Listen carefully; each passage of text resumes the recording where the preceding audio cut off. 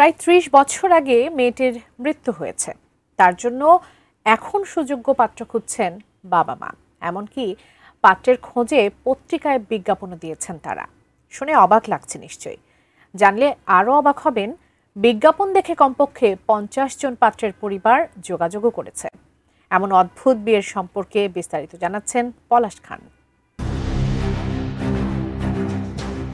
যা এখন জানতে চলেছেন তা কোনো রূপকথার গল্প কিংবা কোনো আদিম কাহিনী নয়। এই আধুনিক যুগে ঘটে যাওয়া এক অদ্ভুত সত্য ঘটনা, যার সাক্ষী হয়েছে ভারতের কর্ণাটকের বাসিন্দারা। ভারতের কর্ণাটক রাজ্যের দক্ষিণ কন্নড় জেলার পুত্তুরে প্রায় ৩ দশক আগে একটি মেয়ের মৃত্যু হয়। কিন্তু মৃত্যুকালে তিনি অবিবাহিত ছিলেন। তাই মরা মেয়েকে বিয়ে দিয়ে দায়মুক্ত হতে চান মেয়েটির বাবা মা। এজন্য তারা সুযোগ্য পাত্রের খোঁজে সংবাদপত্রে বিজ্ঞাপনও দেন। মেয়ের আত্মার জন্য উপযুক্ত জামাই আত্মার সন্ধান চাওয়া হয় এই বিজ্ঞাপনে, যা নিয়ে পুরো রাজ্যে তুমুল আলোচনা ও সমালোচনার ঝড় বয়ে যায়। গেল বছরের ১৪ মে এক প্রতিবেদনে এই খবর নিশ্চিত করে ভারতীয় সংবাদ মাধ্যম এনডিটিভি।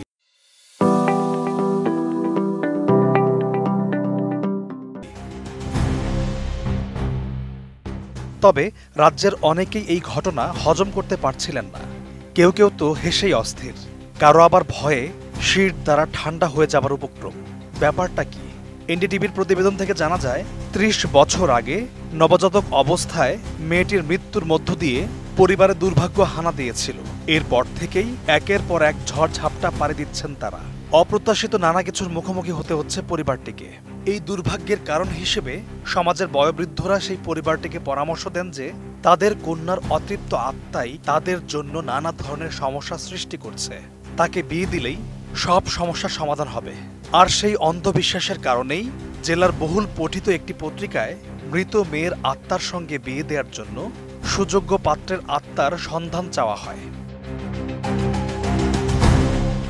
বিজ্ঞাপন দিয়ে পরিবারটি এমন একজন পাত্রের সন্ধান করছে যে কিনা ৩০ বছর আগে মারা গেছে। বিজ্ঞাপনে বলা হয়, ৩০ বছর আগে মারা যাওয়া পাত্রীর জন্য ৩০ বছর আগে মারা যাওয়া পাত্র খুঁজছি। দুটি আত্মার বিয়ের ব্যবস্থা করার জন্য দয়া করে উল্লিখিত নম্বরে কল করুন। বিজ্ঞাপনটিতে দুঃখ ভারাক্রান্ত বাবা মা আরও উল্লেখ করেন যে আত্মীয় স্বজন এবং শুভাকাঙ্ক্ষীদের অনেক চেষ্টার পরও সমবয়সী এবং বর্ণের একজন উপযুক্ত মৃত পাত্রের খোঁজ পেতে তারা ব্যর্থ হয়েছেন। তবে শেষ তথ্য মোতাবেক মৃত পাত্রের বাড়ির লোকদের থেকে জানা গেছে, বিজ্ঞাপন দেখে কমপক্ষে ৫০ জন পাত্রের পরিবার তাদের সঙ্গে যোগাযোগ করেছেন। আগ্রহীদের মধ্য থেকে কোনো পাত্রকে পছন্দ হলেই রীতি মেনে দিনক্ষণ চূড়ান্ত করা হবে বলে জানা গেছে।